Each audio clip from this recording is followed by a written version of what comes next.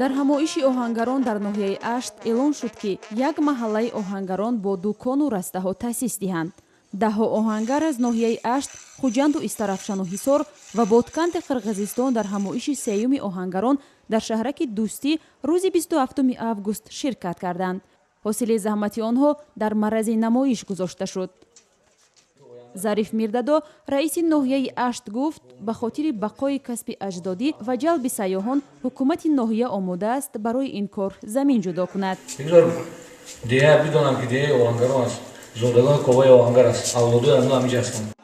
Раҳимҷон Маҳмудов аз Ашт мегӯяд, ки умри худро аз пайи ин пеша дар шаҳри Ҳисор сипарӣ кардааст. Ӯ мегӯяд, дар гузашта аксари мардони маҳаллаҳои ин деҳа оҳангар буданд, ки дар водии Фарғона ва то дар Афғонистону Эрону Арабистони Саудӣ пароканда шуданд ва касби оҳангариро давом медиҳанд. Боям оҳангар буда, падарам оҳангар, мана худи ман оҳангар, ду писарам оҳангар, якта ҳозир дар Амрико бо ҳамин касб машғул мебошад.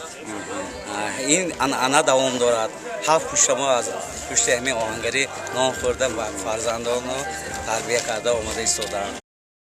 бо адои оини қадимаи арвоҳи пир ё камарбаста, усто Раҳимҷон зимоми идораи дӯкони оҳангариаш дар Ҳисорро ба шогирдаш Умаралӣ дод. Дар ин маросим оҳангарони собиқадор миёни Умараливу оҳангари ҷавоне аз Хуҷанд бо суфи сафед бастанд, то дар иҷрои касби худ маҳкаму нерӯманд бошанд.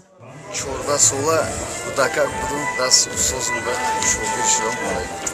ҳамоиши оҳангарон дар ноҳияи Ашт дар давраи истиқлоли Тоҷикистон барои бори сеюм доир гардид. Насибҷон Амонӣ, рӯзноманигор ва аз мубтакирони ҳамоиш мегӯяд, умедвор аст анҷуман дар рушди оҳангарӣ мусоидат мекунад. раиси ноҳия ваъда карданд, ки дастаи оҳангаронро дар шаҳраки Дӯстӣ дар ҷои бисёр намоён дар роҳи Калон бунёд кунанд, ки 40-50 устои оҳангари аштӣ онҷо сарҷам шаванд.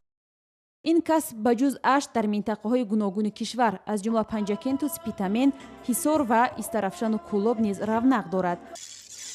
бахусус маҳсули дасти корсозони Истарафшан берун аз Тоҷикистон низ шӯҳрат ва харидор дорад. дар зарфи чандин сад сола дар Истарафшан ҳунари оҳангарӣ аз падарон ба фарзандон мерос монда, баъзе аз шамшеру кортҳои сохтаи онҳо ба раҳбарони баъзе аз кишварҳо низ ҳадия шудааст.